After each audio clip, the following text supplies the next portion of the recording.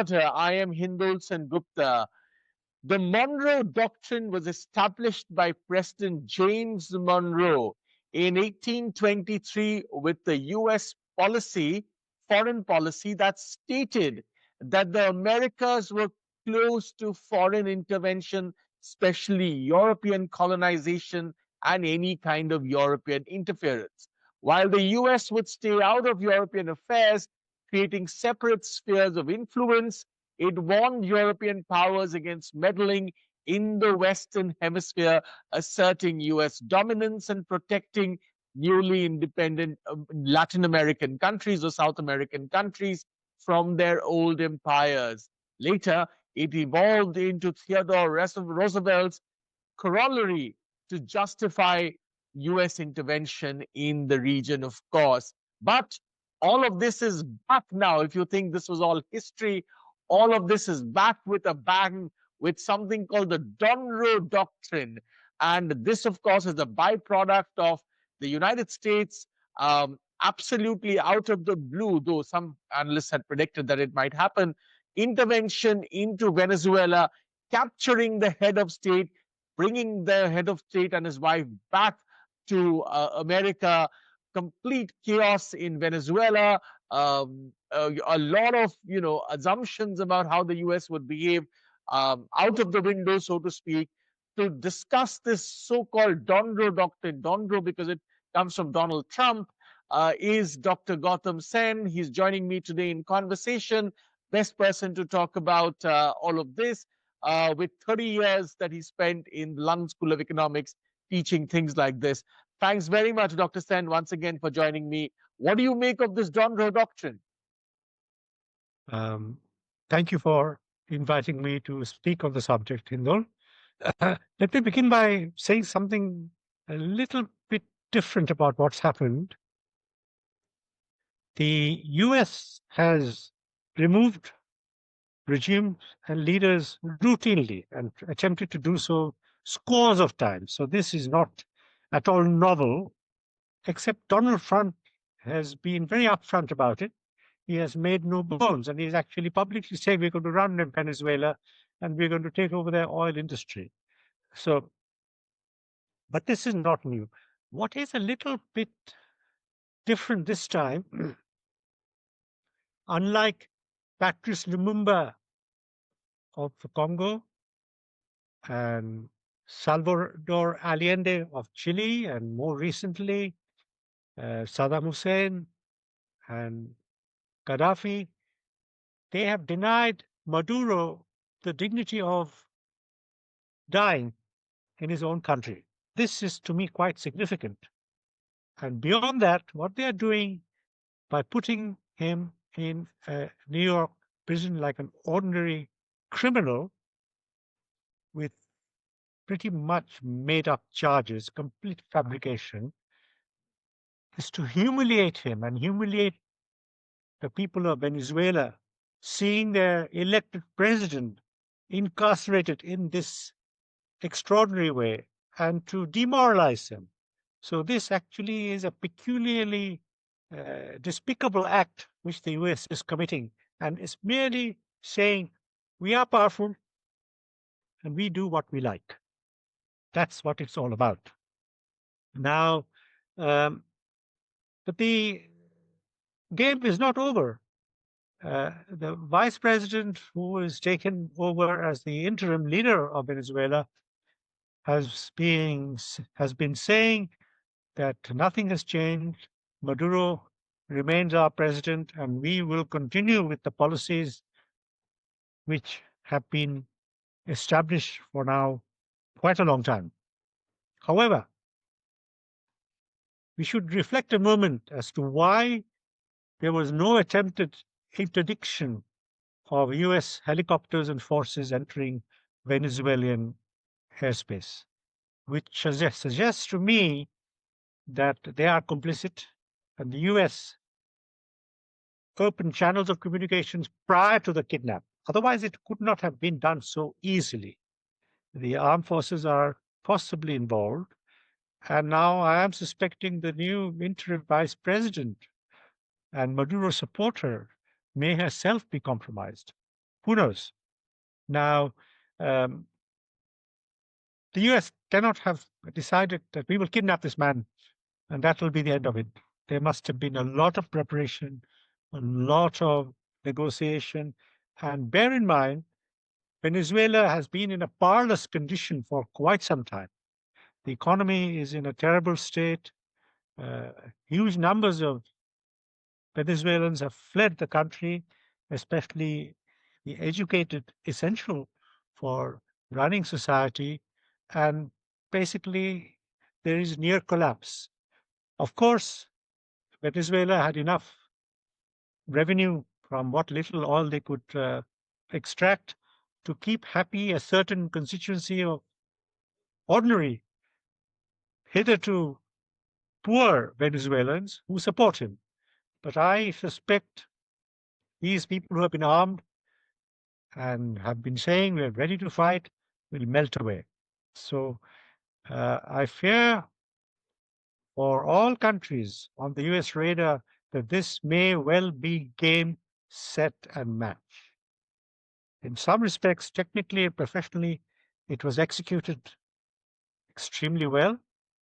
And the fact of capturing the elected president of a country and spiriting him away for incarceration really is extraordinary. There are two scenarios that emerge now, Dr. Sen, if I may. One scenario, of course, as you're saying, is that in some senses, the US gains control of Venezuelan political affairs, at least the affairs of the state. And as Donald Trump has announced, we will run it for some time. Now, I don't know, it's not very clear how long is some time and who would replace the government when that sometime comes to an end, which would be the new Venezuelan government that will come into pass or come into play. Now, the question is that either that happens or, as some people suspect, all of this will go into a complete, dog's breakfast, so to speak. In a sense, there will be internal resistance in Venezuela, and if some sort of civil war breaks out, then other countries in the region will get sucked into this. Basically, what will happen here is what happened in Iraq. Essentially, it will become a regional issue, and the US will get more and more entangled in this regional issue. For us in Asia, it would also mean if that happens, US focus will move away from the Indo Pacific deeper into its own neighborhood. Which of these two scenarios do you think will play out? And why do you think that particular scenario instead of the other will play out? The US running the country and the economy will make it a colonial power, which I think ideologically is problematic in the world we live in. So they will quickly find a puppet because that's how these things are run. You don't directly control the government. You have somebody to do it on your behalf, but basically you run it anyway, though perhaps remotely. So that is the scenario. Trump has already threatened Colombia, and this threat seems to be more like stay out of this, hands off, do not interfere, because you too may become a target. I would have thought most rational governments will seek to avoid the fate of Venezuela and Maduro. They are likely to protest um, strongly and loudly for as long as they can. But although they will remain very wary and very upset by what's happened, they will, on the whole, do nothing. From the US point of view, there is no interest in interfering politically in other Latin American countries. Of course, they would like to get rid of the Brazilian regime if possible, but this is not a very serious issue for them. They simply do not like the Brazilian government and they don't like the president. But I don't think it is an issue as important as Venezuela.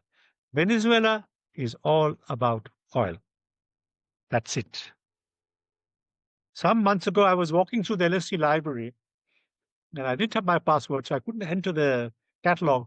But walking past the shelves of the thousands of books, I just happened to pick up one book by chance, and I began reading a chapter about how important control of oil supplies was for the State Department in order to fight a war. The amount quoted in terms of a shortfall in the event of war for the United States was 30%, despite its reserves. So oil was always important, and now oil has become even more important. And there are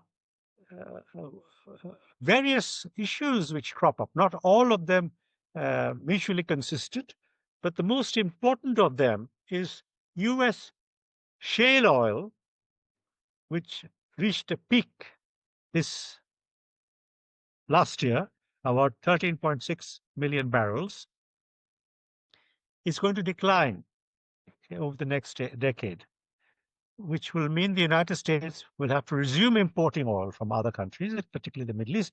Of course, Canada is a big supplier of oil, I think 4 billion barrels daily.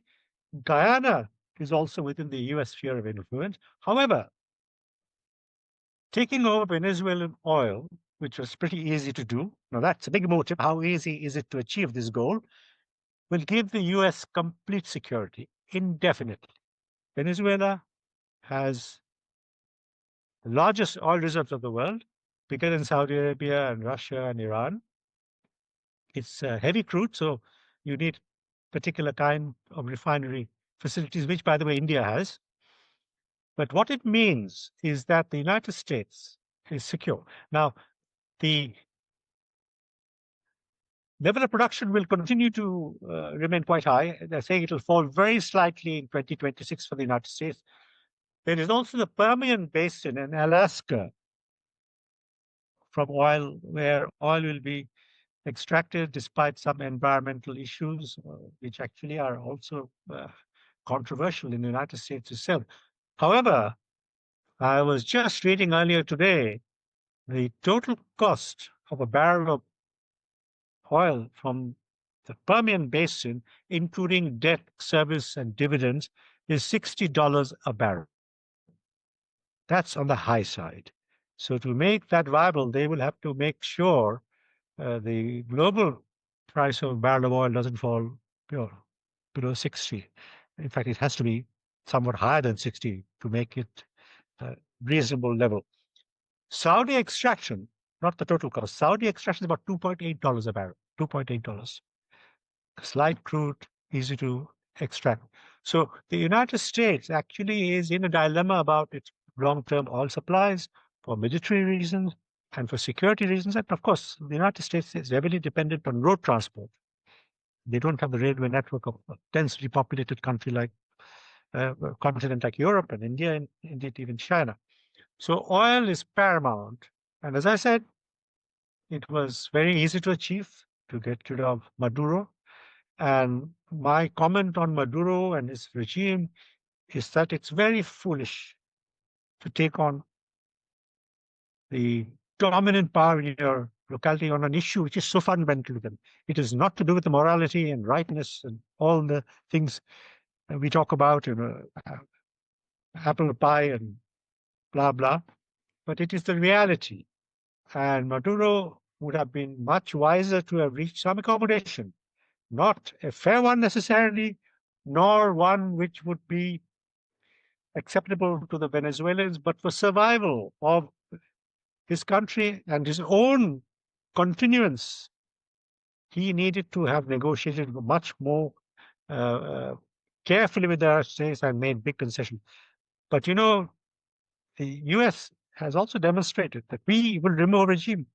And if you look at the way Libya was removed, Gaddafi was removed in Libya, ruthless, and he was murdered very brutally. So the United States does not play by any rules. I mean, he actually was bayoneted to death in Israel by those who captured him. And this cannot have happened without the knowledge of the CIA, because they would have made a phone call the moment he was captured that he is in our custody. They wanted to make an example. Saddam was hanged. Who knows? Who else? They would love to do this to the Iranian regime. And bear in mind, the Iranian regime is extremely unpopular now, partly because of the huge water shortage inflation, and even its traditional supporters have turned against it. The Bazaris, whom they had kept happy with plenty of financial incentives, politics, and of course, they were much more devout religiously. But even they have turned against the clerical regime because of inflation and the collapse of the Iranian currency. This is an opportune moment with Donald Trump in the White House and Netanyahu in Israel to try to see if regime change is possible. Regime change would solve a very big problem for the United States and Israel because the Shah of Iran was not so hostile to Israel. And in a way, the clerical regime needs an Israeli enemy to justify its existence because they've got very little else going for it, you see, in order to assert power. And bear in mind, in the Middle East, Shias are a very significant number. It's not like other parts of the Islamic world. I mean, they are a very large number, mainly Iraq, large chunk of, well, 20% at least of Syria, Yemen, but they are in retreat. They have just lost to Saudi forces in Yemen. So this is something the United States would wish to resolve, and the Iranians are much harder not to crack. They are a well-established state. They're a large country, and they have a significant military, and the clerics are able to defend themselves. But it is not clear that this will be something they can achieve indefinitely. So that will be Donald Trump's great achievement. How does this impact India? This is an interesting question. Before we come to India, Dr. Sen, if you can hear me clearly, before we come to India, I want to ask you a question. One of the things that many people would ask is that, yes, a lot of people say Iran is next. But are you certain that before it moves on to Iran, Latin America itself will not go into some sort of, because there is a lot of, I mean, the removal of Maduro and many other governments, and at least parts of governments are involved in narco terrorism, in the terrible drug trade. All of this, the removal of Maduro is also an opportunity for many of these factions to fester, so to speak. And what are the chances that this will just, in a sense, dissolve into some sort of internecine war? I think you don't have to invade to address the issue of narcotics. That is an excuse Trump used for Venezuela. You can make these countries do what is necessary by applying great deal of pressure. So there are many other levers to apply for the narcotics trade. There is some speculation that Maduro will spill the beans on who in the United States is involved in the narco trade, and some of these may be major political figures. So this may be an additional motive for bringing him back to the United States, because obviously this will end up in court, and he may do a deal about himself and his wife to reveal who else. And the US actually political system is extremely corrupt and criminal. So who knows what will come out. I think the Latin Americans, if they are wise and rational, will not wish to take on the United States. They have grounds for being very concerned because it has happened to a not very small country with such ease. But Brazil is a harder nut to crack. That is the major country. Argentina is allied to the United States, and the United States has just reached out, offering great funding, which will help the holders of Argentinian bonds in Wall Street. The huge loan given to Argentina basically is because Wall Street bought a lot of these bonds, which are now teetering on the brink of being worthless. I was just saying about Greenland and Canada, Dr. Sen, can we rationally say that Greenland and Canada might also happen? At least Greenland, if not. Well, this is just guesswork. I mean, nobody can say with confidence where it will end. Canada seems to me an unlikely candidate. Canada is not hostile to the United States. And if push comes to shove, Canada will be a loyal ally. For example, Canada supplies a lot of oil and steel. But this will not be in jeopardy in a crisis. Donald Trump obviously doesn't like Mark Carney. I think that may be an underlying reason. and you could find another leader who would behave rationally and not offend the United States, even if that offense is justified. Again, being a neighbor of the United States and poking them in the eye is not a good idea. And I think Canadians understand that. Greenland is more tricky because the United States can just walk in. Nothing can stop them. But, politically, this is explosive because we're talking about Europe and Denmark. This will be an issue, and you will really upset your allies by doing this. But, persistent blackmail, they may come to some arrangement whereby the claims concede effective practical control without conceding sovereignty. That would be the most likely resolution, that they do not concede political sovereignty, but they concede practical political control. Because the United States has said this is of paramount importance to their security. This may well happen. On the whole, I think this issue is over. I don't think any great ruckus and controversy will occur. Of course, people are very upset because, the sitting president has been taken away, but sitting presidents have been murdered. And it's acknowledged by the CIA that they do this wherever they can. And Patrice Lumumba, an immensely popular and an outstanding leader, was dragged through the streets and beaten to death. Of course, with the full involvement of the Belgian government. But the CIA was there very much. And they tried to kill Castro innumerable times and failed. They have recently tried to attack Putin's residence. They're denying it, which is not credible. And the Ukrainians would never have done this without the knowledge of at least CIA and MI6. So, anything goes, it seems. And I hope our leaders are extremely well protected, because who knows what might happen. What does this mean for India, and what does this mean for the Indo-Pacific? Will China do the same in Taiwan and everyone will be silent? Let me just say quickly something about India, which is quite pertinent. The Indians have grounds to be upset, politically have grounds to be upset, because this is not something any Indian government, and not just the BJP, that ever countenance. They have nothing to say. They've said, hope the Venezuelan people will be all right. But actually, the key issue is if lots of Venezuelan oil comes onto the market, and I think the global supply of oil must go up, must rise, this is good for India. Already oil prices are down, and that's helping our inflation and our foreign reserves, right? So if oil prices fall further, we are going to be beneficiaries. The inconsistent, contradictory part of this story is if oil prices fall too much, US extraction becomes unprofitable. So we have to wait and see. But broadly speaking, oil supplies will probably rise, and we apparently have gotten lucky in the Andamans.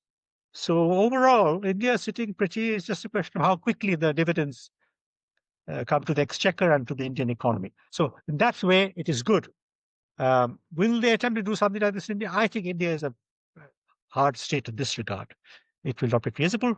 Our armed forces are totally loyal. And I have spoken to many senior officers, including a deputy chief of staff, and they all say we will fight to the bitter end if any foreign power intervenes in our country. And we have been instructed, this deputy chief of staff told me, to fight to the last man and last bullet. And he wasn't saying this for public consumption. He said this while sitting in my living room. So I think India is not a candidate for regime change, except interference to influence elections. That's an old story. They've been doing it for a long time. And this will happen again in West Bengal very soon, because West Bengal is a check. West Bengal and Tamil Nadu are checks on the BJP. The two largest components in the parliament, which are non-BJP, are these two countries. So this will carry on.